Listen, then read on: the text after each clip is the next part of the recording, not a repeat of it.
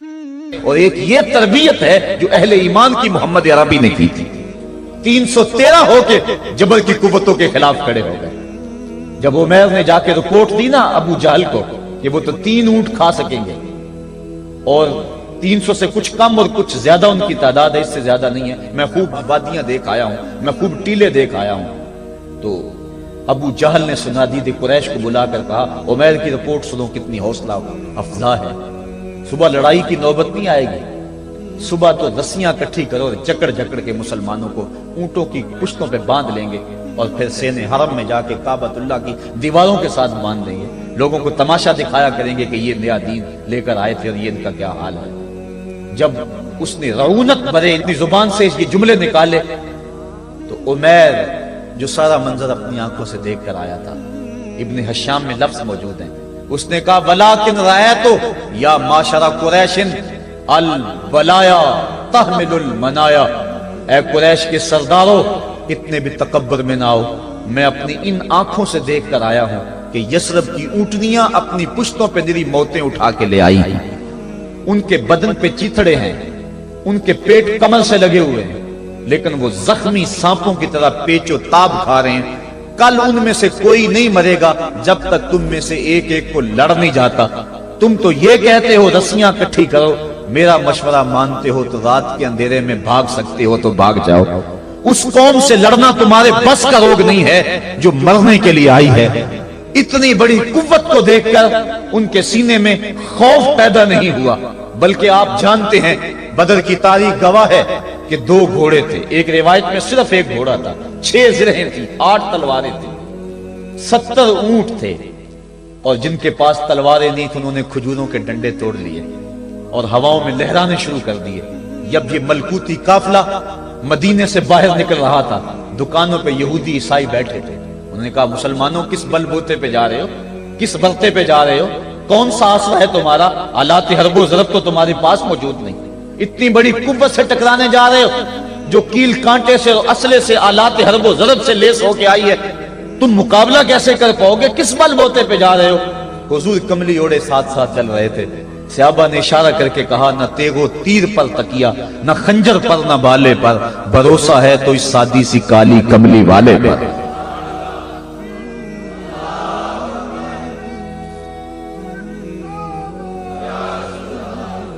اب اس ماحول میں جبکہ کفار پورا لاؤ لشکر لے کے آئے اور ابو جہل نے کہا اعلان کر دو لنا عزا ولا عزا لکم، یہ ان کے بت کا نام ہے. ہمارے پاس عزا ہے تمہارے پاس عزا نہیں، ہمارے پاس لات ہے تمہارے پاس لات نہیں، ہمارے پاس منات ہے تمہارے پاس منات نہیں، ہمارے 360 خدا اور تمہارا ایک خدا، مقابلہ ہی کوئی نہیں. اس نے کہا کھڑے ہو کے اونچی جگہ پہ کہا اپنے نقیب کو اعلان کرو لنا عزا ولا عزا لکم.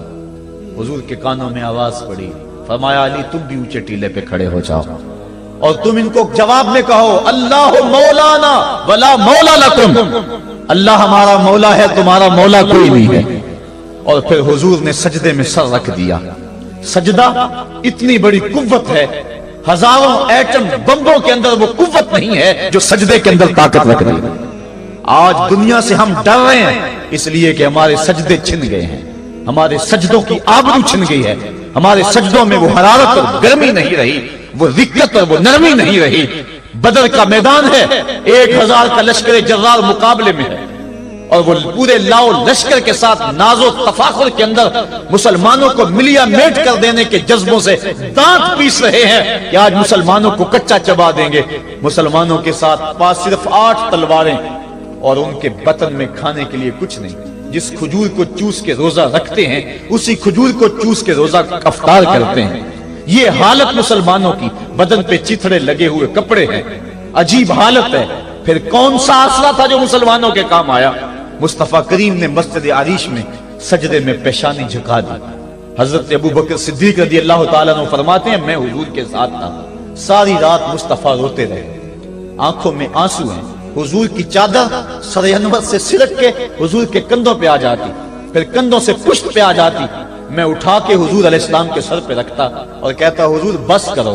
حضور بار بار روتے اور اللہ کی بارگاہ میں سجدے میں سر ڈال کر التجائیں کرتے، لفظ کیا تھے محبوب کی زبان پہ، آج تک ایسی ناز والی دعا کسی نے نہیں کی ہے جی جیسی دعا مصطفیٰ جان رحمت نے کی۔ مصطفیٰ کریم سجدے میں سر رکھا ہے اور کیا کہا، اللہم ان تہلک ہذہ العصابہ لم تعبد فی الارض ابدا۔ میرے مالک میں نہیں کہتا کہ ان لوگوں کو بچا لے، دیکھ میری زندگی کی کمائی یہی 313 ہے جو میں تیری چوکھٹ پہ لے کے حاضر ہو گیا ہوں۔ میری زندگی کا کل اثاثہ، میری زندگی کا کل سرمایہ کوہ ابو قبیس پہ کیے گئے درسوں کا نتیجہ، عکاظ کی منڈی کے اندر دیے گئے درسوں کا نتیجہ، اور ذی المجال کے میلے میں تیرے دین کی تبلیغ کا نتیجہ، طائف کے بازاروں میں پتھر کھا کھا کے جو تبلیغ کی اس کا نتیجہ، رستے میں گڑے، رستے میں بچتے ہوئے کانٹے، اور مکے کے بازاروں میں میرے بدن کے اوپر پڑتی ہوئی اوجریاں، میں نے پھر بھی تیرا کلمہ بلند کیا۔ میرے مالک میری پوری زندگی کا گداز، میری پوری زندگی کا سرمایہ، میری زندگی کے آنسو، میری زندگی کا رونا سین حرم کے اندر کعبۃ اللہ کی چھاؤں کے میں سجدے کر کر کے، کوئی کبھی میں نے عمر مانگا، کبھی میں نے حمزہ مانگا، تیرے دین کے لیے میں نے جو ایک ایک کر کے تنکا جوڑا اور یہ ایک چھوٹا سا گھونسلہ بنایا، یہ گھونسلہ اب بجلیوں کی زد میں ہے، کفار کی بجلیاں اس گھونسلے کو جلا دینا چاہتی ہیں۔ میرے مالک میں یہ نہیں کہتا کہ میرا یہ گھونسلہ اور میری یہ مٹھی بھر جماعت اور یہ چند میرے لوگ اور یہ میرا سرمایہ اور اثاثہ، میری پوری زندگی کی کمائی، میری جوانی کا سرمایہ جو میں نے تیرے سامنے لا کے رکھ دیا ہے، میں یہ نہیں کہتا ان کو بچا لے، لیکن میرے مالک اگر یہ نہ رہے تو قیامت تک پھر تجھے بھی خدا کوئی نہیں کہے گا۔ ان تہلک ہذہ العصابہ لم تعبد فی الارض ابدا، اگر یہ نہ رہے تو قیامت تک تیرے نام کے ڈنکے بجانے والے بھی دنیا پہ نہیں ہوں گے۔ یہ حضور نے اللہ کی بارگاہ میں دعا کی اور سجدے میں سر رکھا ہے۔ حضور علیہ السلام کی آنکھوں میں اشک جاری ہیں، سجدے سے قوت حاصل کی جا رہی ہے۔ دشمن کے مقابلے میں مصطفیٰ کریم سجدے میں سر رکھ کے اللہ سے آرزو کر رہے ہیں۔ حضرت سیدنا صدیق اکبر فرماتے ہیں، اچانک حضور نے سر اٹھایا، میں خوش ہو گیا کہ حضور کے چہرے پہ مسکراہٹ تھی۔ حضور مسکراتے ہوئے فرمایا، ابشر یا ابا بکر ھذا جبریل آخذ بعنان فرسہ، ابو بکر بشارت ہو، وہ جبریل اللہ کی مدد لے کر آ گئے۔ تو یہ سجدے تھے جن سجدوں نے ظالم اور جابر قوتوں کا منہ توڑ کے رکھ دیا۔ حضرت علی المرتضیٰ روایت کرتے ہیں رضی اللہ تعالیٰ عنہ، فرماتے ہیں میں نے ہاتھ میں تلوار تھامی اور میدان میں کود پڑا، میں نے کئی کافروں کو واصل جہنم کیا، پھر پلٹ کے دیکھا کہ میں حضور کی زیارت کر لوں، لیکن مجھے حضور نظر نہ آئے۔ میں نے ڈھونڈا تو ایک سمت حضور نے پیشانی سجدے میں رکھی ہوئی تھی اور زبان پہ لفظ تھے، یا حیو یا قیوم، یا حیو یا قیوم۔ حضور یہ پڑھتے جا رہے تھے، یا حیو یا قیوم کا وظیفہ پڑھتے جا رہے تھے اور سجدے میں پیشانی تھی حضور کی۔ میں پھر دوبارہ آیا اس سجدے سے جوش لے کر، اس سجدے سے گرمی اور حرارت لے کر، اور پھر دشمن کی صفوں میں کود گیا۔ میں نے ایک کافر کو واصل جہنم کیا، پھر زیارت کے لیے واپس آیا، دیکھا تو پھر سجدے میں حضور نے سر رکھا ہوا ہے اور یہی کہہ رہے ہیں، یا حیو یا قیوم، یا حیو یا قیوم، یا حیو یا قیوم برحمتک استغیث۔ یہ جملے حضور کی زبان پہ ہیں اور سجدے میں حضور کی پیشانی۔ میں پھر گیا، پھر آیا، کئی بار ایسا ہوا میں کافر کو قتل کرتا، پھر آتا حضور کو سجدے میں دیکھتا۔ فرمایا پھر حضور نے تلوار تھامی اور مصطفیٰ کریم میدان جنگ میں کود پڑے۔ لوگ بڑھ چڑھ کے دشمنوں پہ حملہ کرتے تھے، لیکن جو سب سے آگے کافروں کی صفوں میں کود کے حملہ کر رہا تھا وہ آمنہ کا لال محمد مصطفیٰ صلی اللہ علیہ وسلم تھا۔ تو سجدے سے وہ قوت ملتی ہے، سجدے سے وہ نور اور روشنی ملتی ہے کہ پورے زمانے میں اجالا کیا جا سکتا ہے۔ آج 56-57 اسلامی ملک دنیا کے سامنے رسوا ہو رہے ہیں اور دنیا کے سامنے سجدہ ریز ہیں، اس لیے کہ وہ ایک خدا کے سامنے سجدہ کرنا بھول گئے ہیں۔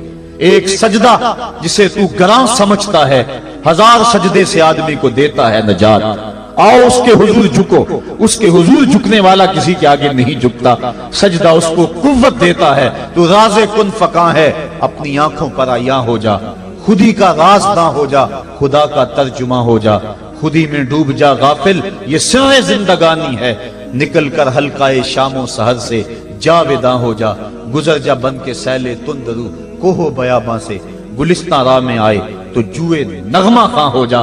مالک کے حضور جب بندہ عزت سے سر جھکا دیتا ہے، اللہ کی رحمتیں بندے پہ نازل ہوتی ہے۔ ایک روایت میں آتا ہے جب بندہ نماز کے لیے کھڑا ہوتا ہے، ابھی اس نے سجدے میں جانا ہوتا ہے، ابھی وہ قیام ہی کرتا ہے، اللہ فرماتا ہے میرے بندے کے گناہ جو ہیں اس کے بدن سے نکال کے ایک سمت کر دو، تاکہ میرا بندہ اس حالت کے اندر میرے حضور حاضر ہو کہ وہ گناہوں سے پاک اور صاف ہو۔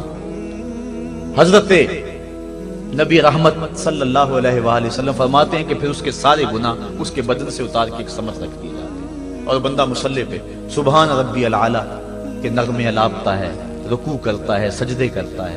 جب سلام پھیر کے نماز ختم کر کے دعا کر کے جانے لگتا ہے تو فرشتے عرض کرتے ہیں مالک یہ جو گناہ اتار کے ایک سائیڈ پہ رکھے تھے یہ دوبارہ اس کو دے دیں؟ اللہ فرماتا ہے جس کی جھولی سے گناہ نکال لیے تھے دوبارہ اس کی جھولی میں نہیں ڈالیں۔ اللہ اکبر۔ اور ایک روایت کے لفظ ہیں کہ جب بندہ نماز کے لیے کھڑا ہوتا ہے اس کے کندھوں کے اوپر سارے گناہ آ جاتے ہیں اور اس کے سر پہ اوپر گناہ آ جاتے ہیں، جب رکوع میں جاتا ہے تو کندھوں والے گناہ گر جاتے ہیں، اور جب بندہ سجدے میں سر رکھتا ہے تو اللہ تعالیٰ اس کے سارے گناہوں کو ختم کر دیتا ہے اور وہ بالکل پاک ہو جاتا ہے۔ حضرت سلیمان فارسی ایک دن ایک درخت کے نیچے کھڑے تھے، آپ نے درخت کی شاخ کو پکڑ کے جنبش دی، حرکت دی، موسم خزاں تھا، درخت کی شاخ کے سارے زرد پتے گر گئے۔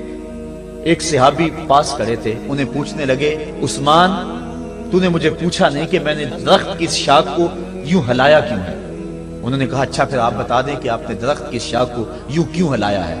کہا سنو پھر ایک دن میں اور چند صحابہ حضور کے ساتھ جا رہے تھے، رستے میں ایک درخت آیا، اس کے نیچے حضور کھڑے ہوئے، حضور نے اس طرح درخت کی شاخ کو پکڑ کے ہلایا، یوں پتے جھڑ گئے، ہم اس منظر کو دیکھتے رہے۔ حضور علیہ السلام نے فرمایا سلمان فارسی تو نے مجھے پوچھا نہیں کہ میں نے اس درخت کی شاخ کو یوں کیوں ہلایا ہے؟ تو میں نے عرض کی حضور آپ بتا دیں کہ آپ نے کیوں ہلایا ہے؟ فرمایا سلمان جس طرح اس درخت کی شاخ کو ہلایا گیا اور سارے پتے جھڑ گئے، جب کوئی بندہ سجدے میں سر رکھتا ہے نماز پڑھتا ہے اس کے سارے گناہ دھل جاتے ہیں اور وہ پاک اور صاف ہو جاتا ہے۔ ایک دن فرمایا صحابہ اگر کوئی بندہ اس کے گھر کے سامنے سے نہر گزرتی ہو اور وہ دن میں 5 مرتبہ اس نہر کے اندر غسل کرے تو بتاؤ اس کے بدن کے اوپر کوئی میل کچیل رہ جائے گا؟ عرض کی نہیں۔ فرمایا اس طرح جو 5 نمازیں پڑھتا ہے اس کے بدن کے اوپر گناہوں کا میل نہیں رہتا۔ فرمایا الصلاۃ معراج المومنین، نماز مومنوں کا معراج ہے۔ عماد الدین الصلاۃ، نماز دین کا ستون ہے۔ حبب الی من دنیاکم ثلاث الطیب والنساء وجعلت قرۃ عینی فی الصلاۃ، مجھے تمہاری دنیا سے صرف 3 چیزیں پسند ہیں، خوشبو، منکوحہ بیویاں اور میری آنکھوں کی ٹھنڈک نماز میں رکھی ہے۔ اور حضور نے یہ بھی ارشاد فرمایا من ترک الصلاۃ متعمدا فقد کفر، جس نے جان بوجھ کے نماز چھوڑی گویا اس نے کفر ہی تو کیا، یعنی کافروں والا کام کیا۔ حضرت امام فخر الدین رازی نے تفسیر کبیر میں لکھا حافظوا علی الصلوات والصلاۃ الوسطی، اس آیت کریمہ کے تحت ایک عورت مدینے کی گلیوں میں چیخ رہی ہے اور کہنے لگی مجھے حضور کے در کا پتہ بتاؤ۔ حضور کی چوکھٹ کا پتہ بتلایا گیا، وہ حاضر ہوئی۔ آقا کریم صلی اللہ علیہ وسلم کی خدمت میں عرض کی حضور میرا خامد سفر پہ گیا ہوا تھا اور میں نے اس کی عدم موجودگی کے اندر زنا کر لیا، حمل ٹھہر گیا اور جو بچہ پیدا ہوا میں نے مارے شرم کے اس بچے کو سرکے کے مرتبان میں ڈال دیا اور پھر اسی سرکے سے میں لوگوں کو فروخت کرتی رہی ہوں۔ اب جب کہ میرا ضمیر جاگا ہے میں آپ کی خدمت میں حاضر ہوئی، مجھے بتایا جائے کہ میرے گناہ کا بھی کوئی کفارہ ہے۔ حضور نے ارشاد فرمایا جو تو نے زنا کیا ہے اس کی سزا رجم ہے چونکہ تو شادی شدہ ہے، اور جو تو نے بچے کو قتل کیا ہے قتل کی سزا قتل ہے، اور جو تو نے سرکہ بیچا ہے فقد ارتکبت کبیرہ، تو نے کبیرہ گناہ کیا ہے، اس کی سزا تو قیامت کے دن پائے گی۔ اس کے بعد حضور فرمایا ان تینوں گناہوں کی یہ سزا ہے، لیکن جس طرح تو گھبرائی ہوئی آئی تھی میں تو یہ سمجھا تھا شاید تیری نماز اثر قضا ہو گئی ہے۔ اب آپ اندازہ کریں کہ نماز کی اہمیت کیا ہے اور ہم اس باب میں کتنی سستی کرتے ہیں۔ کسی سے پوچھا جائے نا آؤ نماز پڑھنے چلے، وہ کہتے ہیں بس یار میرے کپڑے پلید ہیں، کپڑے میرے پاک نہیں ہیں۔ تیرے کپڑے کیسے پاک رہ سکتے ہیں؟ تو اللہ کے حضور جھکنا نہیں جانتا، تیرے کپڑے بھی پلید ہیں، تیرا دل بھی پلید ہے، تو اس کے حضور جھک کے تو دیکھ، تن بھی ستھرا کر دے گا، تیری روح کو بھی پاکی دے دے گا، تیرے قلب کو بھی طہارت بخش دے گا۔ تو اس کے حضور آ جھک، اس کے حضور سجدوں سے اللہ کے حضور خراج پیش کر اپنی محبتوں کا جب بندہ سجدے میں سر رکھتا ہے اللہ فرشتوں میں فخر کرتا ہے، میرے بندے کو دیکھو نا، بالآخر میرے حضور ہی جھکا ہے نا، کتنے گناہ کیے اس نے، کتنے جرم کیے اس نے، لیکن بالآخر میرے حضور آیا اور اپنے گناہوں کی معافی مانگتا ہے، فرشتوں گواہ ہو جاؤ میں نے اپنے اس بندے کی مغفرت فرما دی۔ تو اللہ کے حضور نماز پڑھنے والا، بلکہ ایک روایت مسند امام احمد بن حنبل میں موجود ہے، حضور فرمایا جب بندہ نماز کے ارادے کے لیے اٹھتا ہے اور وضو کرنے کے لیے، جب پانی کا پہلا قطرہ چلو پہ لیتا ہے، جو ہی اس کے بدن سے وضو کا پانی چھوتا ہے اللہ اس کے گناہوں کو معاف فرما دیتا ہے۔ جس نماز کے قصد کے لیے اٹھیں اور وضو کریں اور پانی چھوتے ہی گناہ معاف ہو جائیں، اگر اس نماز کا اعلیٰ درجہ سجدہ کر لیا جائے تو پھر مالک کی کتنی رحمت نازل ہوگی۔ یہ کتنی بڑی دولت ہے، یہ کتنا بڑا سرمایہ ہے جس سے ہم لوگ محروم رہ جاتے ہیں۔ آؤ اللہ کی رحمتیں سجدے میں ڈھونڈے، سجدے میں پیشانی رکھ کے جب ہم اس کی رحمت کو مانگیں تو وہ مالک ہمارے اوپر رحمتیں نازل کرے گا۔ آج پوری دنیا کے اوپر مسلمانوں کے ساتھ جو حالات ہیں وہ کسی سے مخفی نہیں۔ کوئی کہتا ہے کہ معاشی طور پہ مسلمان کمزور ہیں، اس وجہ کو بھی میں تسلیم کرتا ہوں۔ مسلمان کے پاس آلات حرب و ضرب بھی موجود نہیں ہیں، اس وجہ کو بھی تسلیم کر لیا جائے۔ سیاسی طور پہ مسلمان کمزور ہیں، اس وجہ کو بھی تسلیم کر لیا جائے۔ یہ ساری وجہیں اپنی جگہ پہ، لیکن یہ بھی تو سنو مسلمانوں کی تعداد اس وقت 1,40,00,000,000 ہے۔ افرادی قوت اتنی کبھی بھی مسلمانوں کی نہیں ہوئی تھی۔ اس وقت مسلمانوں کے پاس ایٹمی طاقت موجود ہے، اتنی قوت عسکری کبھی بھی مسلمانوں کے پاس نہیں ہوئی تھی۔ 56 اسلامی ملک ہیں جن میں قیمتی معدنیات سے اور تیل کی دولت سے اور سونے کی قیمتی معدنیات سے یہ مسلمان مالا مال ہیں۔ کیا کچھ نہیں ہے جو مسلمانوں کے پاس نہ ہو، لیکن ایک دولت چھن گئی مسلمانوں کے پاس، وہ سجدے کی آبرو، وہ سجدے کی عزت، وہ پیشانی رکھ کے اس رب کو پکارنا جو سب سے اعلیٰ ہے، جو سب سے بالا ہے، جس نے موسیٰ کے فرعون کو نیل کی موجوں میں ڈبو دیا۔ کیا پوری امت مسلمہ 1,40,00,000,000 انسان سجدے میں سر رکھ کے سبحان ربی الاعلیٰ کے نغمے آلات کے اپنے رب سے گزارش کریں اور اپنی امت کا رونا روئیں؟ کشمیر میں لٹتی ہوئی جوانیاں اور کل قدس کے اندر بہتا ہوا خون، شبرغان سے لے کر کابل و قندھار تک اور موصل سے لے کر تقریب تک مسلمان کے اوپر جو ظلم و تشدد ہو رہے ہیں، اپنے رب کے حضور اس کا دکھڑا سنائیں اور اپنے مالک کو کہیں میرے مالک ہم لٹ گئے، ہم کٹ گئے، ہم پٹ گئے، اسلحے بھی موجود، افرادی قوت بھی موجود، سیاسی طاقتیں بھی موجود، لیکن اس کے باوجود مسلمان دبتا چلا جا رہا ہے۔ اسی کشتی کو ہے خوف تلاطم صدحیف منہ موڑ دیے تھے جس نے بڑھتے ہوئے طوفانوں کے، جو 300 ہو کر جرأت اور وہ طاقت اور وہ عظیمت کی داستانیں رقم کرتے ہیں کہ مالک تو بھی اس دن کو یوم فرقان کہہ کے پکارتا ہے۔ آج وہ امت بیچ منجدار کے اس امت کی کشتی ہچکولے کھا رہی ہے۔ ہماری فریاد، ہمارا استغاثہ تیرے سے ہے، میرے مالک ہمارا کھویا ہوا وقار بحال کر دے اور اس امت کو اس مرتبہ کمال تک پہنچا دے جس مرتبہ کمال تک یہ امت پہلے پہنچی تھی، اور ان کا کھویا ہوا وقار بحال کر دیا جائے۔ آج بھی ہم اگر سجدوں سے اپنے رب کو منا لیں اور وہ روٹھا ہوا رب آج بھی ہماری مدد کے لیے آ جائے تو پھر کوئی قوت، کوئی طاقت ہمیں نہیں لٹاڑ سکتی۔ آئیے ہم سجدے سے اپنے مالک، اپنے خالق اور اپنے رازق کے حضور اپنی محبتوں اور اپنی الفتوں کا خراج پیش کریں۔ نماز ایک ایسی عبادت ہے جس کا حکم قرآن میں 750 مرتبہ کے قریب دیا گیا۔ اور ایک آخری بات عرض کر کے اپنے موضوع کو سمیٹنا چاہوں گا۔ میرے اور آپ کے آقا مولا حضور نبی رحمت صلی اللہ علیہ وسلم پر جب وقت آخر آیا تو آخری وصیتیں جو حضور نے اپنی زندگی میں کی وہ کیا تھی؟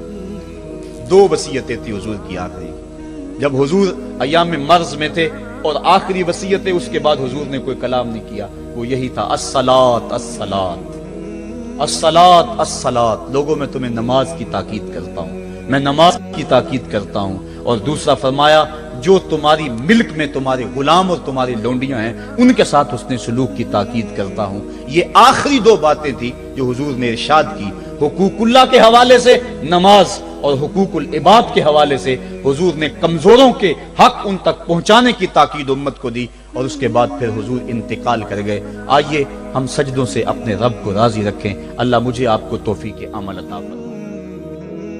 مائے نی میں کنوں آکھاں درد وچھوڑ دا حال نہیں مائے نی میں کنوں آکھاں درد وچھوڑ دا